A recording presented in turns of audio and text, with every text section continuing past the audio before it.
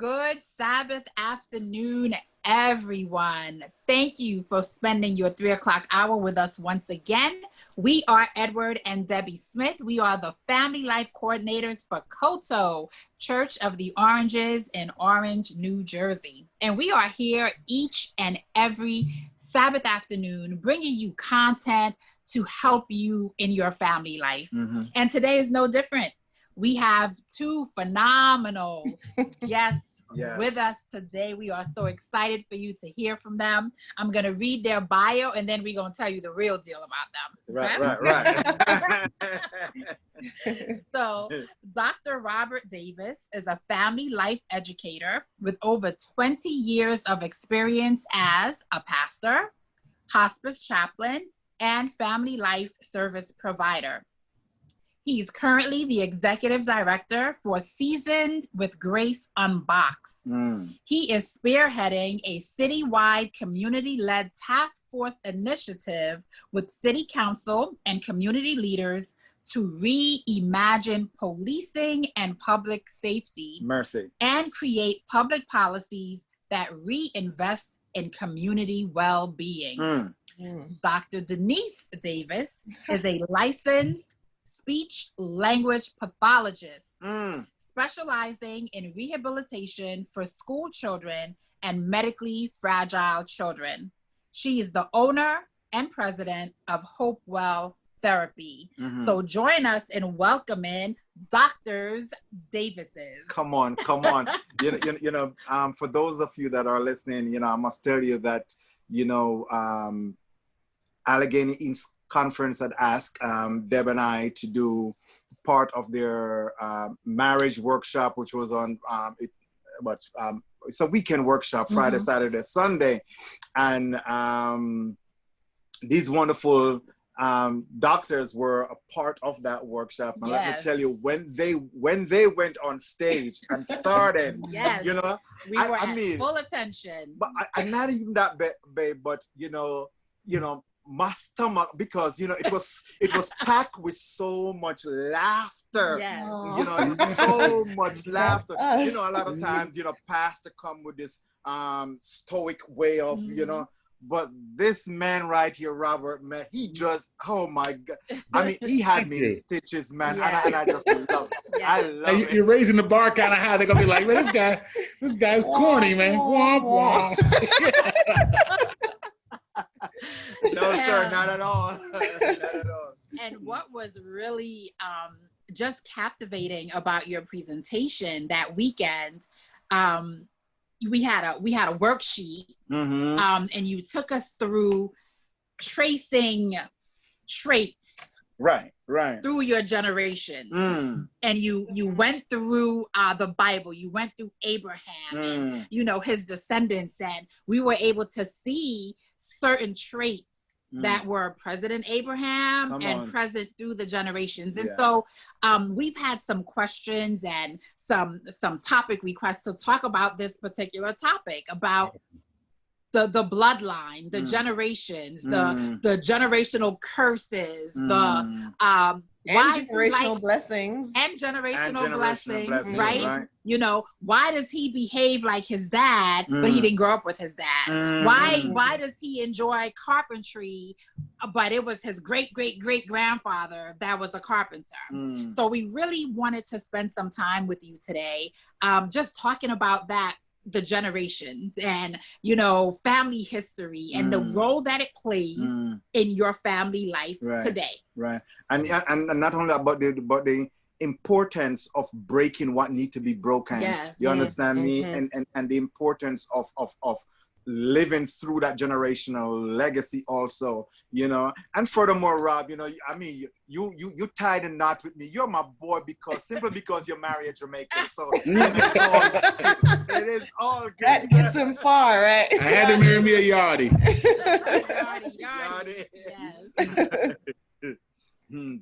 Yes. So go ahead and just talk to us a little bit about that whole generational lineage, passing things down.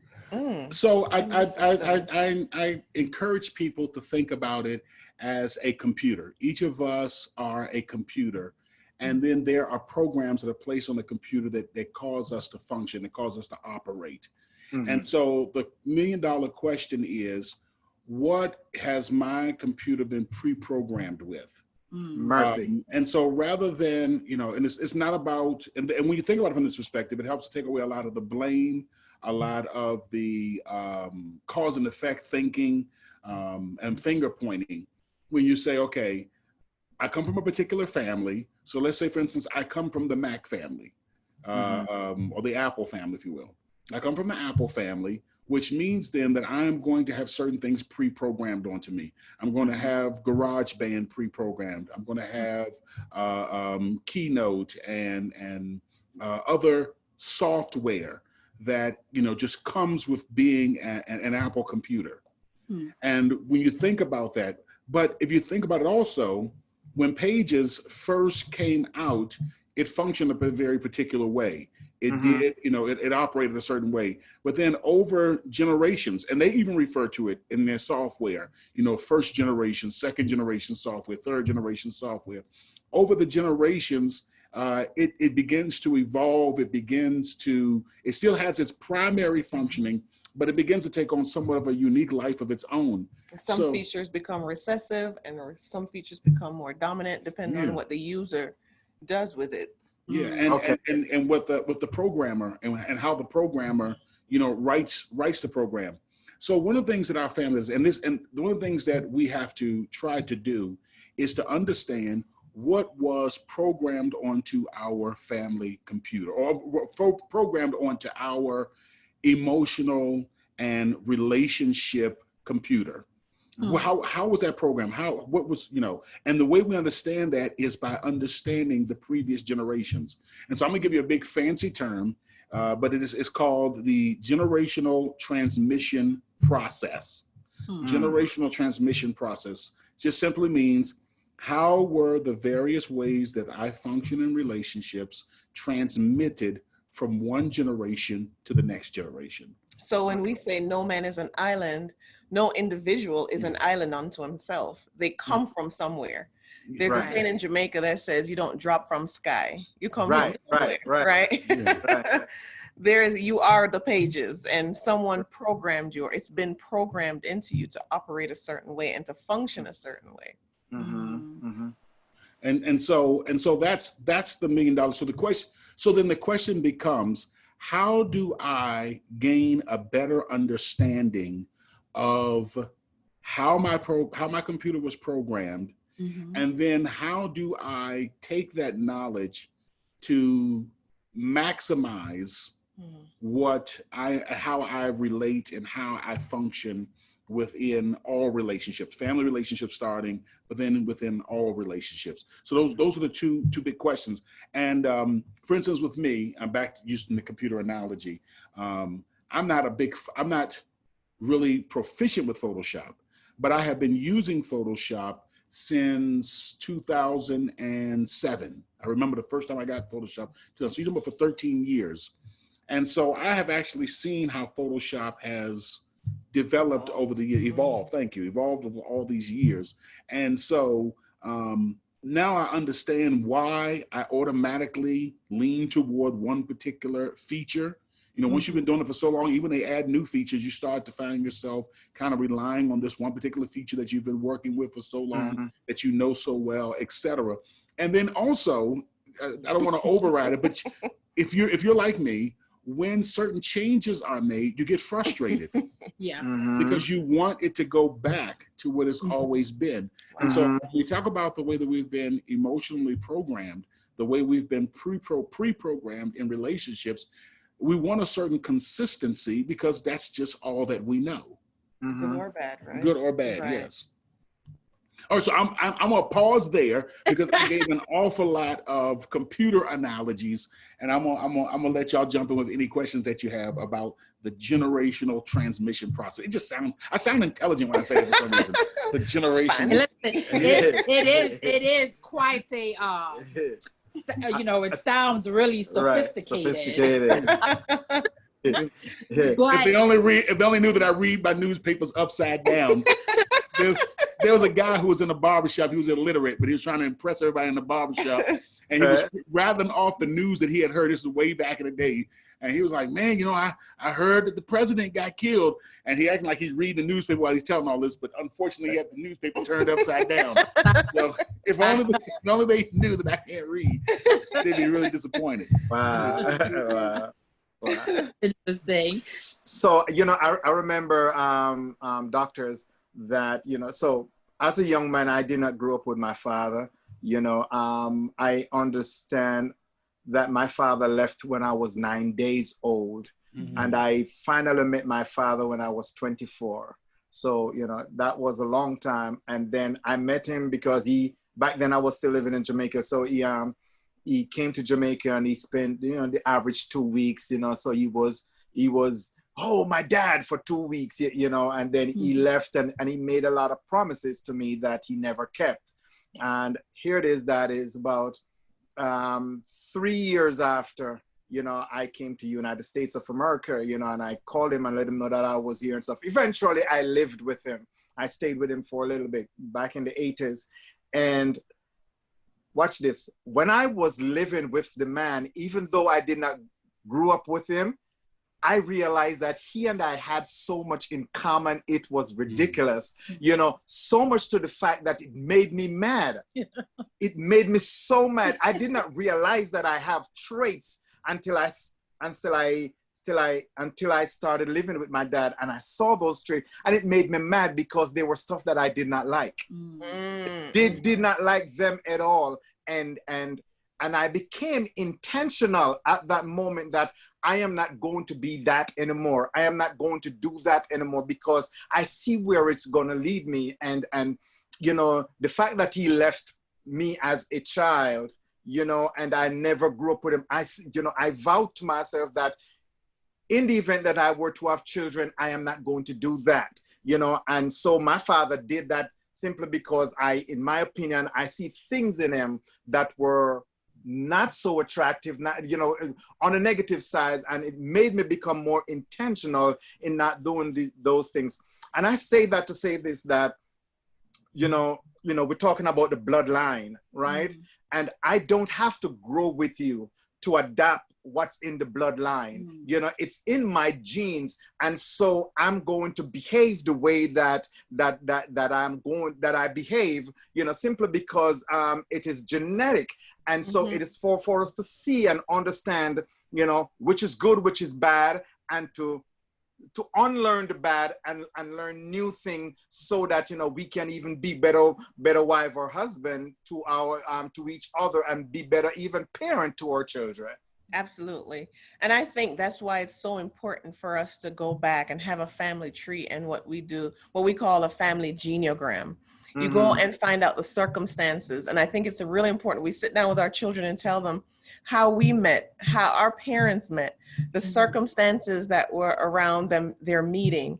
Then we come down and we talk about the circumstances, what was going on in our lives when they were born, when they were conceived, when they were born. Because all of this play a part in who they are and how they relate to the world and how they relate to other people. It can even affect who they become life partners with, who they marry, who they're attracted to. So I think it's very important, whether we can, some of us can't, but we can do something in finding out where we came from. I think that study is just as important as studying mathematics or reading, is knowing our origins. And I'm interested for Denise to share a little bit about her experience with her father, which is somewhat similar to your experience. And as she prepares to do that, I wanted to share that, again, using the analogy of the computer, I think it really does help us to understand it. When a computer comes in a box, it automatically comes pre-programmed. That is all of us. And science has already shown that there is a genetic predisposition that we have. So the computer is in the box. If you never open it, if you never crack the seal on the box, that computer will function a certain way. But what ends up happening is you have that basic software, that basic operating system. There's the word. You have that basic operating system that's on the computer. Once you open the computer, and this is your life now, You go to certain websites, you download other applications, you create documents, you reorganize how folders and stuff take place. So it becomes uniquely yours. It becomes uniquely yours, yours. However, that basic foundational operating system is there. So that's what you're talking about when you say, I didn't even know my father, and yet I noticed that we had certain philosophies about the world, certain mannerisms. I'm pretty sure as you grew up, people probably said things to you like, man, you walk just like your daddy, or you sound just like him. Like, how can I sound like the guy? And I haven't even really met him. And, you know, and all of those things. But that's because that basic operating system is genetically placed into us. And then as we go through life, additional things are added based on experiences. That's the word. Who we meet and who we come across, right? I'd be interested. He was just talking about his experience of his father, and you shared some similar experiences about your dad. I kind of want to. Wow, yes, that's quite interesting. With both my parents, I met both of them late in life. Me being a first generation immigrant to the U.S., but I lived in Jamaica until I was 10 when I came here, and I met my father when I was about 8, and he was a tall, charismatic, friendly guy who can just flash his smile. He walks in the room and he can light up a room with his eyes, his eyes and his smile. And of course, his eyes are tiny like mine. How many children does he have? That we have counted at his funeral was about 10 or 11. So he lit up a lot. His eyes lit up a lot of rooms. Lit up a lot of lives, not rooms, lives. It's lit up a lot of lives. And here's the funny thing about his personality. In all the mothers of children that he has, he is not on bad terms with any of them. Wow. And he's actually kept in touch with the mothers more than he's taking care of his children. So that's weird. But the story is similar to yours, where people used to always say, you look just like your father. And I mean, I don't know, I guess so. But in meeting him, his mannerisms, his jovial nature, he loves to joke and tell jokes and stories, quite animated. He can imitate people. Those are the things, those are my features. He can imitate people. I smile big, you know what I mean? I don't know if I light up a room, but I smile big and I have small eyes. But you light up my screen. Well, thank you. Thank you. But he does have an effect on people. And I did see some of those mannerisms in me that he had, even though I didn't grow up with him. But somehow, you know, unlike you where you hated it, we just kind of took to each other because, you know, I guess it's a girl thing, a girl and daughter, you know, with the desire to connect with her father. But with all of us, even when meeting my siblings, forget my father, even my siblings, we have something alike. Wow. We have some idea alike. We think alike in some manner or another. We have some feature alike. You know, we'll all sit down and we'll talk about experiences, and somehow some of us have similar. We all intertwine somehow, even though we've never met. Wow. And I think that's even spookier that my siblings and I are so much alike than even I would say with my father. There's a golden thread that ties all of us together. Wow. Do you find any of the traits that you mentioned in your dad? Does Robert have them? Because the jovial, the joking, the and you know what's so yes. yes, that is true.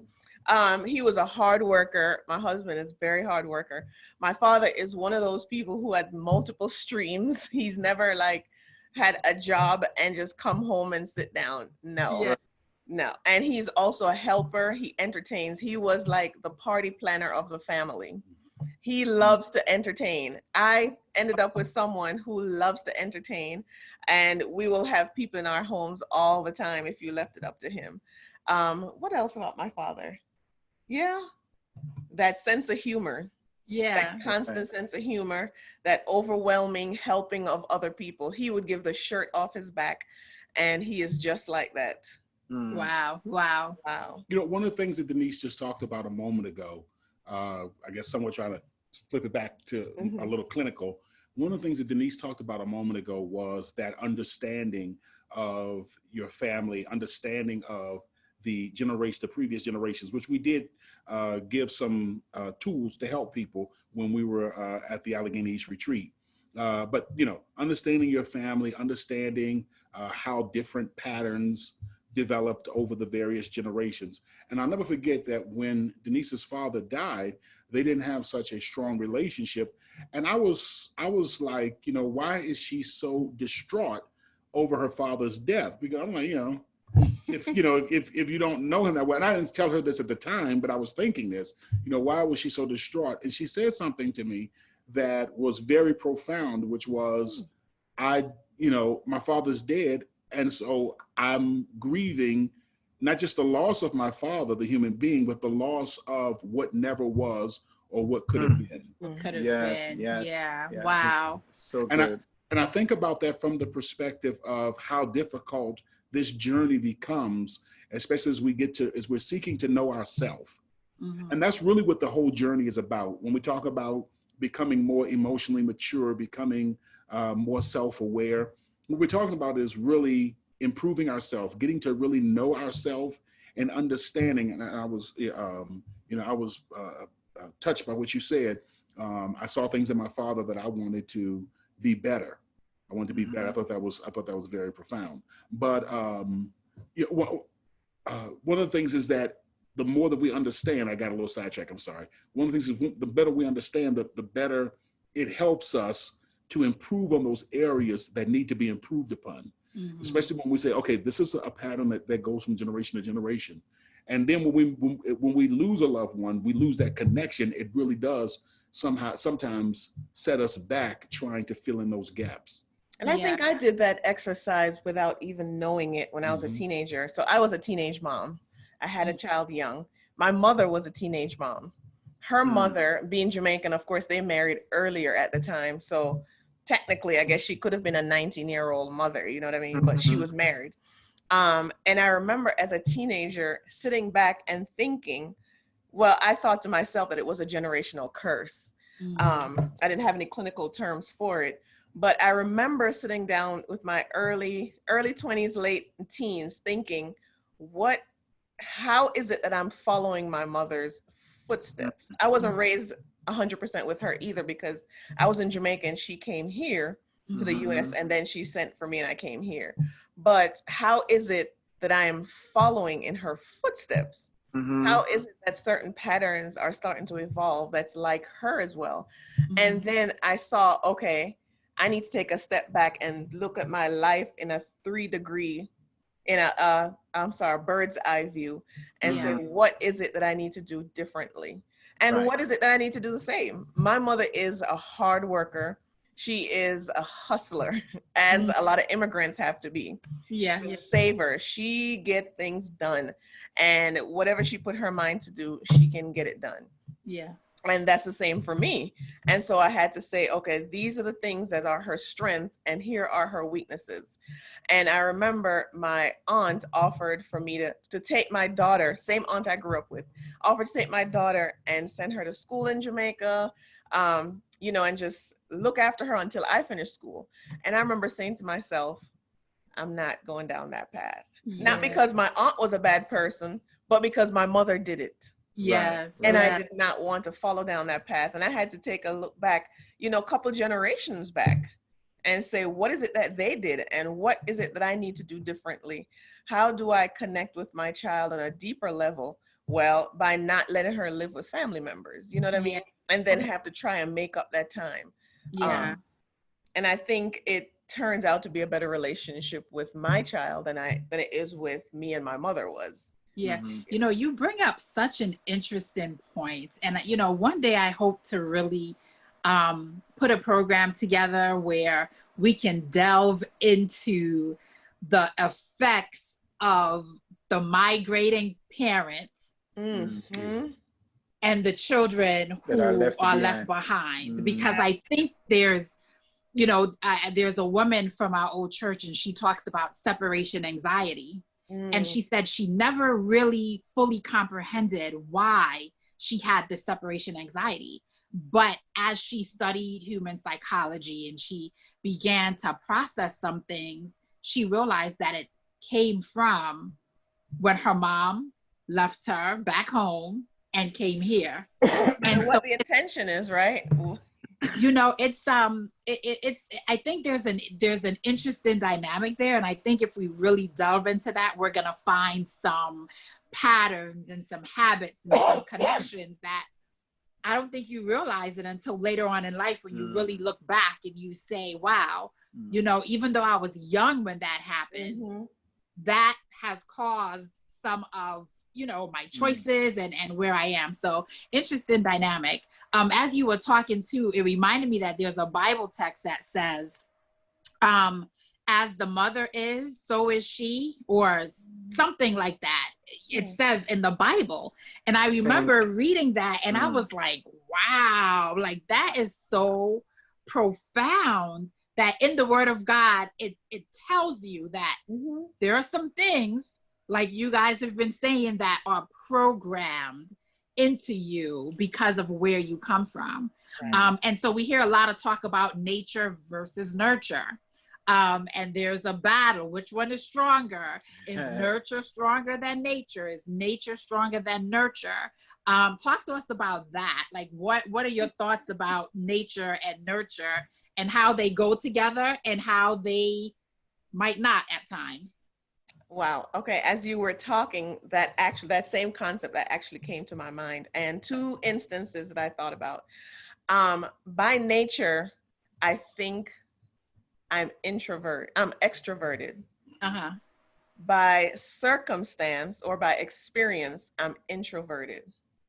So I call myself an introverted extrovert or extroverted introvert because I don't know which one is natural, but I am extroverted, but I need that time to myself in my head. And I can live in my head if I don't have human interactions. Yeah. And so I don't know which one was nature and which one was nurture. I was a lonely child, of course, coming to the US from a big family where my aunt was raising not just her sister's child, but other people's children who came to the US, and then coming to a house by myself and having to go outside and find friends. Whereas friends in Jamaica was just, it was naturally grown in the house, right? Right. And I also think about Isaac and Jacob being in the same situation, or with Abraham and Jacob going down to Egypt. How is it that you end up in the same situation? Not just that, but you react the exact same way. Same way, same circumstance, same, you know, reaction. Yeah. And and I remember when, you know, Dr. Robert, when you did this at Allegheny East, like my mind was blown, you know, as you trace those generations, because I'm like, wow. And sometimes even, you know, and let's bring it home and let's bring it really current, but sometimes you hear of a lot of single mothers, right, who end up with this animosity towards their child because the child, even though the father is not in the home, they don't have a relationship, but that child is just like the father. And sometimes we damage our children, right? Because we're constantly saying, you're just like your father, but we're not saying it in an endearing way. We're saying it as a negative. Right. And so we have to be careful of what we speak into our children as well, right? Into our homes. Sometimes we unintentionally cause harm that they internalize.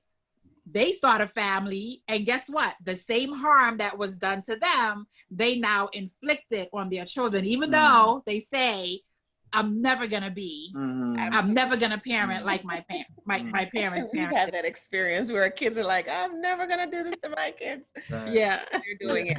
But to answer your question about nature and nurture, I don't think either are good or bad. They just is. I think it's neutral.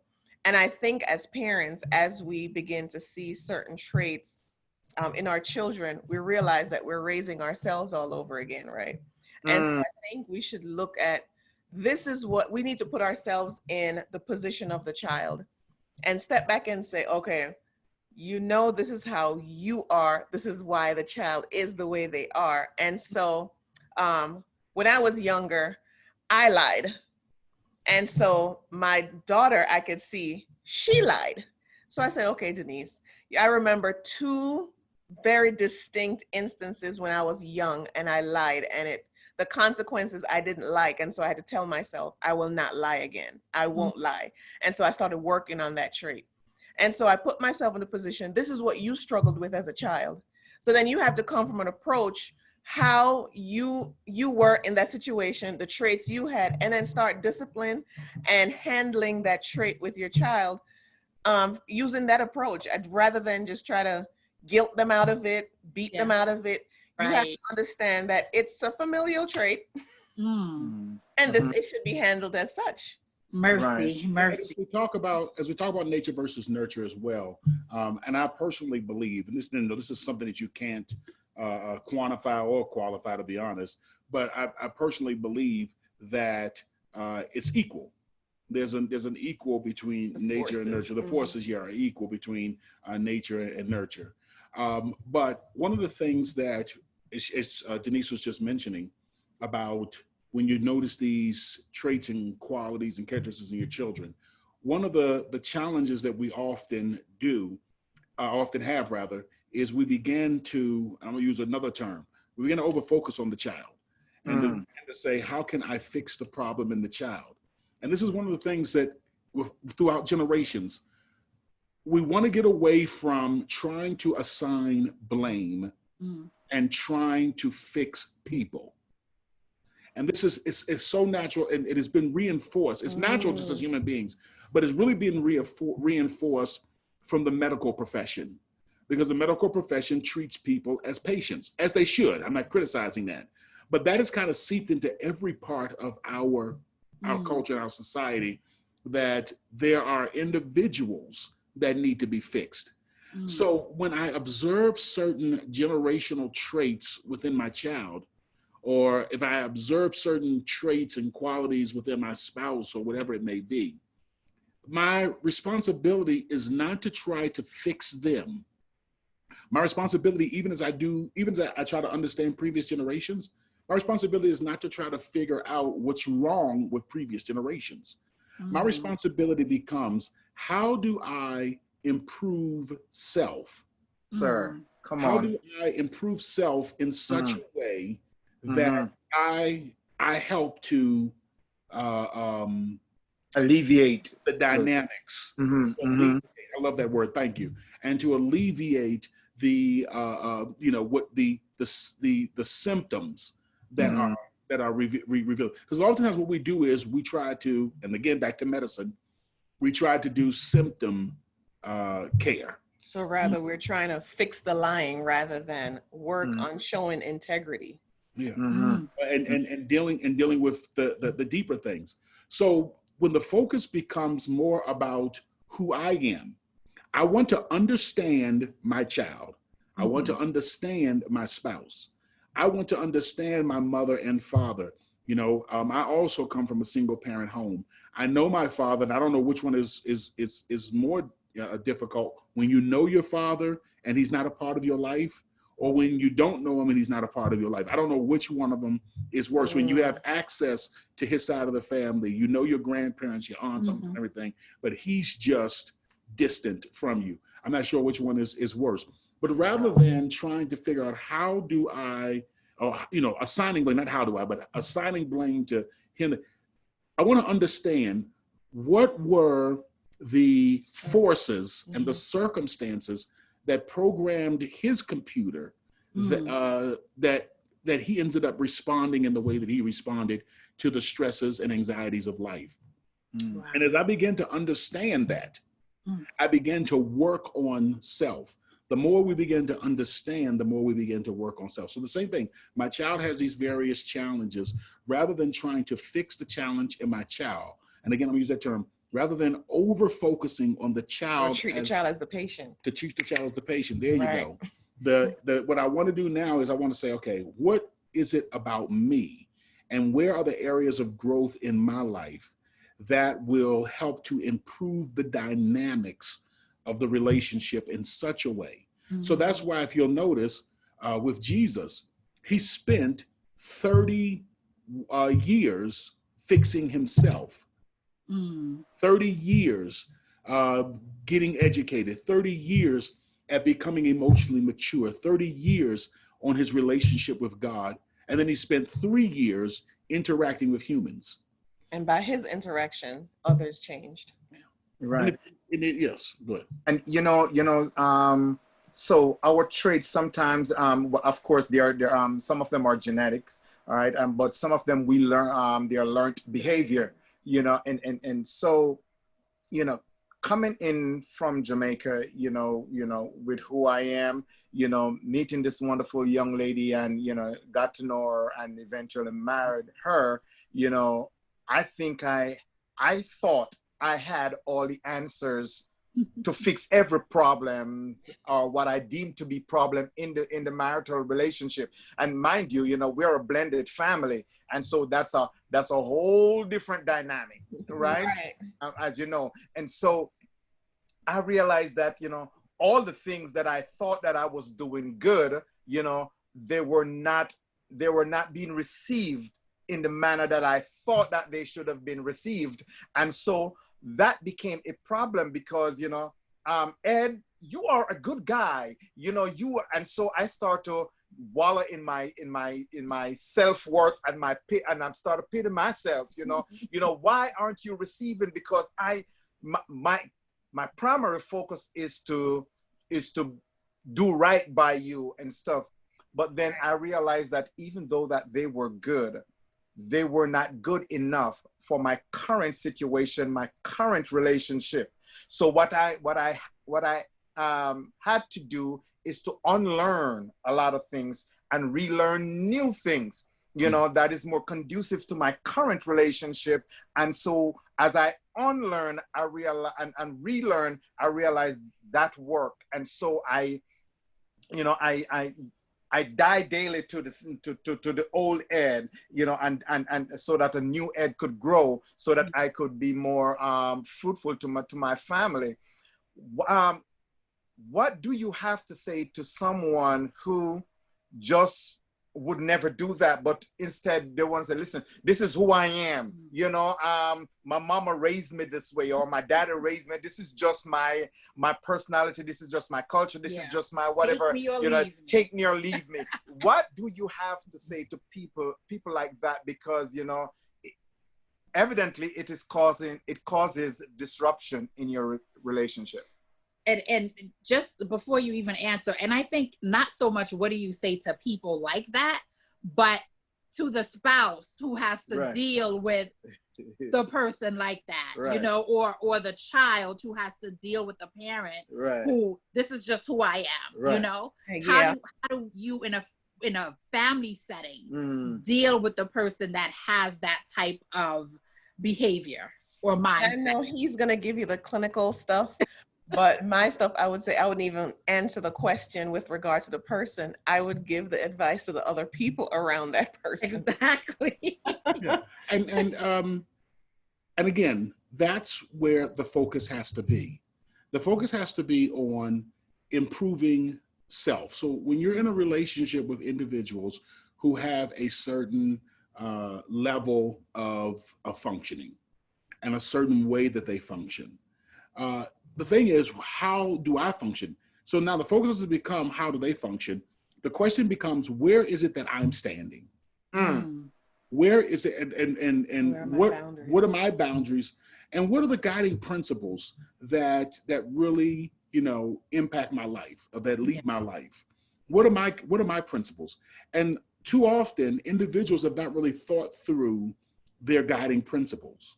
What are those things that their life is focused on? I just, I was preaching about racism, and just this past week, talking about racism and talking about, when we talk about relationships, when we talk about racism and all that stuff, the question that's missing is, what commandment are we living out? Paul says in the book of Romans that, love is the fulfilling of the law. Thou shalt not kill, thou shalt not commit adultery, can be summarized in this one saying, love your neighbor as yourself, because love is the fulfillment of the law. So the question then becomes, when I'm in these relationships and I'm in these interacting with these people, what are my guiding principles? Right. What is it that is consistent about me? Because what we really don't want is we don't want to give others control over our life. Come on, sir. Come on. Yeah. So we don't want others to be able to have the power to determine how we respond, how we react. And we often, because this is what happens, we often become so centered and focused on another person or a relationship that we lose sight of who we are. And we start taking care and focusing on improving self, and it becomes all about them, and we give them the control. Mercy. So now they can walk in a room, and whether or not they say good morning, or whether or not they just ignore us, then controls our entire day. Wow. Versus this is who I am. I will not be controlled by my emotions, and I will not let other individuals' actions control how I react. And if we don't know what our guiding principles are, we're constantly shifting, and so we're constantly reacting to other people around us. That person who says, I am who I am, oh well, if they are who they are and they behave in a certain manner, if you don't have a strong guiding principle, like he said, if they come in and they start barking, oh, what's good about the morning, then your mood changes. Right. When it shouldn't have to be, or it should not be. Yeah, that, that's so good. We were counseling a couple, and they had some issues in their marital relationship because of her relationship with her dad. And so as we're working through those dynamics, one of the things that, we shared with her is, listen, you have to understand your dad's capacity. He doesn't have the capacity to give you what you think he should as a father. And you have to accept that. You want him to be able to fill you up this much, but he can only fill you up this much. So understand his capacity. And I think because that's all he knows. That's all he can give you. And I think when you get to a place where you understand this is the person's capacity, then I think, Dr. Denise, what you just said is your capacity is not going to influence and impact how I choose to treat you. So regardless of what you can give, I know what I'm able to give. And I get to choose how much I give, how much I withhold, and really operate from a place of boundaries so that you don't control how I act or how I feel when I get up in the morning. So that is just, it's so key. Right. The unfortunate thing is that if every day we get up, we depend on someone to fill us up, we will always be empty. Absolutely. Unless we depend on the Holy Spirit, right? Because, I was doing a devotion, and it was talking about, the title of it is, Do You See This Woman? And it's taking you through the journey of different women when they encountered Christ. And the woman at the well, and when Jesus was talking to her about this living water, that if you only knew that I can give you water and you will never thirst again.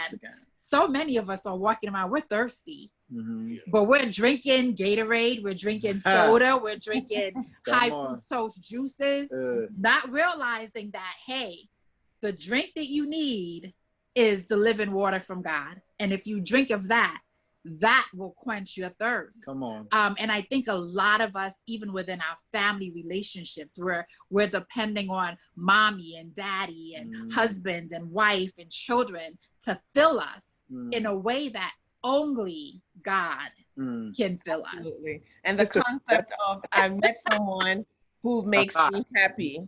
No one should be able to make you happy, because they can make you happy, they can make you sad and depressed, everything else, right? It's funny you touched on something, I forgot the term you just used, but it connects with what Robert was saying, capacity, about what that other person has the capacity to do. That person have their own set of programming. They have their own set of life experiences and circumstances and what they were born with that affects the ability to give more than they may even want to give, or You know, they may want to give more, but they don't know how. You know what I mean? So they have their own sort of capacity, like you said. They all have their own sort of circumstances that they come with, and things that they've been through that limits what they can do for someone else. So I think that particular spouse, that particular person, understanding their father and going back to the generation and seeing, how did they meet my mom? What were the circumstances? What were the times in life that they lived? Maybe they lived in the 60s, and maybe they lived during the Great Depression. You know what I mean? All these circumstances affect how they interact with the spouse now, and how that spouse interacts with her spouse. I've always wondered, and then I want to talk about capacity, but I've always wondered, in my family, my grandfather was John C. Davis Jr. His father was John C. Davis Sr., but my grandfather's father was a slave. And all the way down, they named up to my brother, John C. Davis Jr., John C. Davis III, John C. Davis IV. And I wonder how much of that is finally being able to start, is a response to not having control over your family lineage. And so now that I have control of my family lineage, I want to name this next one after me, so that I continue to exist. And I wonder how much of that is because of situations that happened during the slavery era in our nation. But I want to talk about, what was the word she used? The word. What was that word? You know, we're old. Capacity. When we talk about capacity, I really want you to think about capacity. And I want to use the word currency. I want to transfer the word to currency. And what do I mean by currency? I want you to think about it from a financial perspective. Denise and I have never impacted your life personally financially, because you have your own bank account, you have your own source of income, you have your own way of managing money. So no matter what decisions that Denise and I make financially, it does not impact you, because you already have your own currency. Right. And so when individuals think to themselves, I need to develop my own emotional currency so that others do not impact what goes on. Their decisions, right? That's what we talk about. They make me happy, they make me mad. So if Denise and I chose tomorrow to just go to Las Vegas and just go on a gambling spree, very poor decision. Or if we all four went to Las Vegas together and Denise and I chose to go out on a gambling spree, very poor decision, but that's not going to impact you. Right. Because you have your own currency. You've already managed your money the way that you manage and the way that is best for your family. You've already got your principles on how you manage finances, etc. So what we do, and this is the way you think about a relationship. I'm in a relationship. I'm not going to withdraw from the relationship and cut people off and all of that stuff. Right. But I need to make sure that I understand how I operate and function, not in the relationship with this person, but how I operate and function in every relationship, so that these guiding principles transcend any particular relationship. Because if these principles are only applied to this one relationship, then again, that person has a certain level of control over you. Yes, sir. Yes, sir. I am who I am, period. And it goes whether I'm at work, whether I'm at church, whether I'm with my children or with my spouse. It may look a little bit different because of the level of intimacy within a relationship, but the way that it operates and the way that we conduct ourselves is the same across. And we know this. We're very kind and loving and understanding with our coworkers, and we bark and fuss with people at home. There's an inconsistency there. We do not have control over our own currency. So what we want to do is we want to be able to say, I am who I am, and how you manage your emotional currency does not impact my bank account. That's your currency. That is so good, sir. That is so good. That's good. And so I'm gonna push back just a little bit on that. When you talk about a marital relationship, right? Where we're supposed to be one, we're supposed to have this oneness. So how do we then, because if we're one, then how you feel and how you react and how you behave absolutely does impact me, right? It because we're one. We're we're connected. So when you hurt, I'm hurting too. And so just talk to us about how do you you're one with your spouse, you have that oneness, but if you have a spouse who is consistently negative or is a pessimist, how do you maintain the oneness but still not allow that pessimism to infiltrate or to mess with your coins, your currency? Right. I already know the answer to this, but I'm gonna let one of my favorite quotes relative to family, and I'm paraphrasing it. It just simply says, when any key member, and Denise and I did our whole tune of Tuesday around this, when any key member of the family can accurately observe what is going on in the family, as well as the part that they play, when they can improve their own functioning while remaining in contact with the other family members, connected, right? Not withdrawing, not emotionally checking out or becoming silent, then they can change the entire family dynamics in a series of predictable steps. Love it. Again, when I focus on how am I going to manage my account. So a classic example is if you are in a relationship, a marital relationship with someone who has an addiction, and they blow all of their paycheck trying to support their addiction. You still have children. We see this every single day. You have to say, you know what? I've got to manage the money that I'm able to manage for the family. This is, I hope that this individual breaks their addiction or whatever it may be, but I need to manage my money the way that I need to manage the money for the betterment of the family. I am responsible for taking care of this. And so in the marriage, I love my spouse, we are one, but I am still responsible for my emotional account. All right, let's make it practical using the example that she made.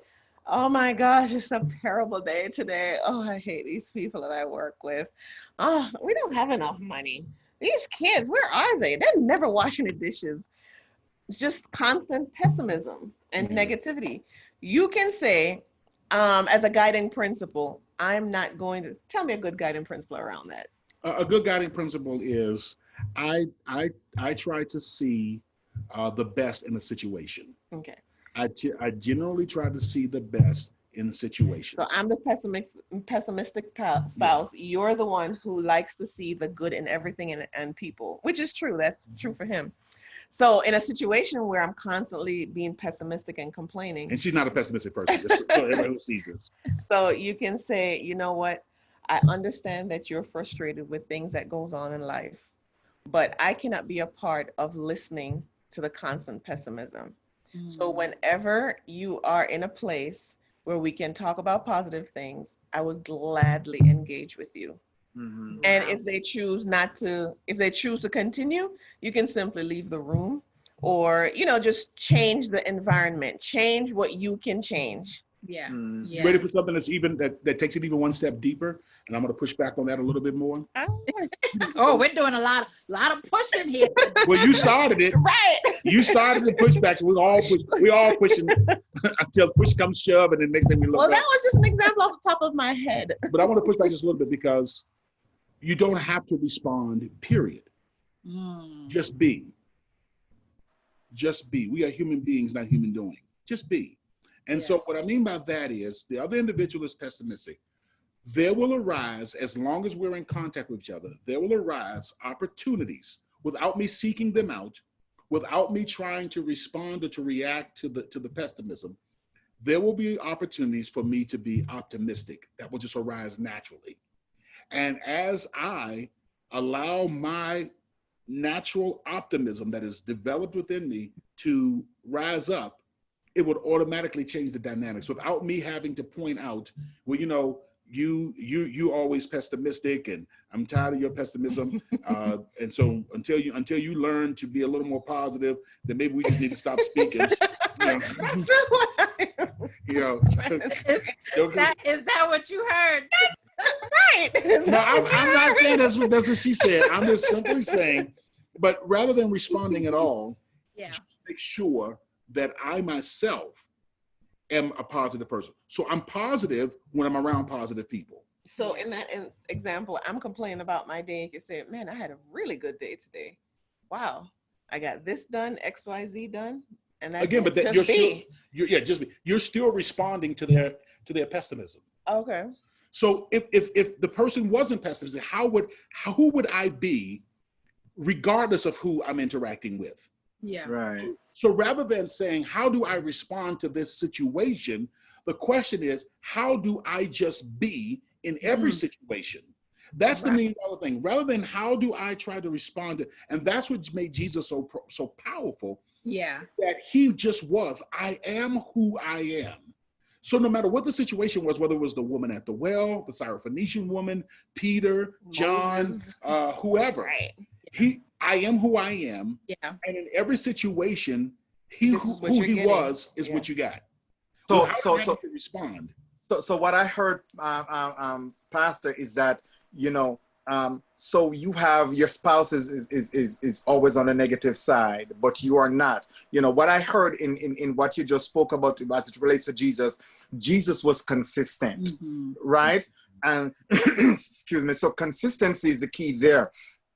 So it is within the same breath that I'm going to encourage us to be consistent. You can't just listen and don't respond, because when you don't respond, that can create a whole different dynamics of issue. Oh, so now you don't listen to and now you start having a lot of stuff. So it is always good to respond, but be consistent.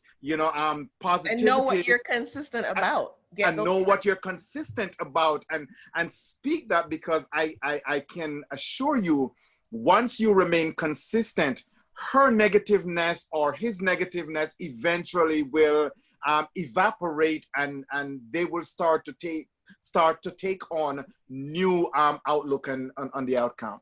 Yeah, absolutely. Because the other person is dealing, and thank you so much for that, the other person is dealing with their realities, and they're dealing with a pre-programmed way of managing those realities, those stresses, those anxieties, those challenges in life. Right. And so again, the best way for me to help everyone, and not just my spouse, but everyone, is just to be the best me that I can be at all times. Yeah. And that becomes more contagious than anything else. Yeah, that's really, really good. I can't believe that the time has flown by so quickly. Yeah. I know. But, as we get ready to wrap up, maybe there's someone watching us this afternoon who, is in a situation, whether it be a parent and a child or a husband and wife, and they're seeing traits in the other person. They're not sure where it's coming from. Maybe it's negative traits. Talk to a family that's watching right now about what they can do. You keep talking about looking at your family history, but give some concrete steps. When you say look at the history, what do you mean? What are they looking for? What are they, what are they writing down to help them figure out why they are where they are? So the number one thing to do is to get as much information, just factual information. And I wish that I wish that we were in person, so I could give some handouts, etc. But almost as if you're trying to do a research on every generation in your family. So if you start with yourself and you say, okay, I'm at this generation, which is the same generation as my first cousins and my siblings. So my siblings and my first cousin. Then the next generation are my parents and my aunts and uncles. Straight fact.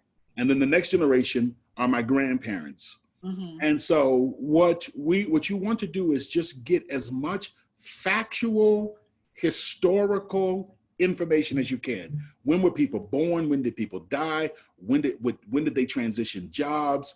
What kind of when did they divorce? When did they get married? What were the circumstances around it? Almost as if you're just writing a factual book. When did they move? What were the circumstances around the move?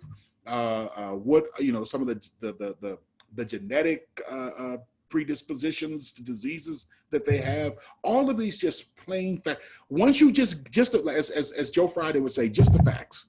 Right. Once you start to get the facts, as if you're doing a research paper on the various generations, you get facts on every single generation, you will begin to see, it's just a natural thing, you will begin to see something that God put in us, that the light goes off. So if you'll notice, God did not make judgmental statements about Abraham, Isaac, and Jacob. He just required that the facts be recorded about the things they did from generation to generation. And when you and I read the story of the life of Abraham, Isaac, and Jacob, we automatically see the patterns just like that. Yeah. And God never says the pattern. God never says, hey, Abraham, did you notice that in each generation, y'all seem to favor the older son over the younger son? Did you notice that in each generation, y'all have multiple wives and you show favoritism towards one wife over the other? You never even have to say that. They caught those patterns and we see those patterns. So the same thing happens. Just simply ask the research questions about the facts of the history of your family and how relationships started, how they dissolved, how they interacted with each other. Just get as much information. See it relate back to you. Yeah, and we shall relate. So, and how it relates back to us. So take this, the generation where I'm at, how the individuals in our generation interact with the next generation? How do we interact with each other? What are the common, what are the life pursuits, all those different questions, everything. Just get as much information as you possibly can.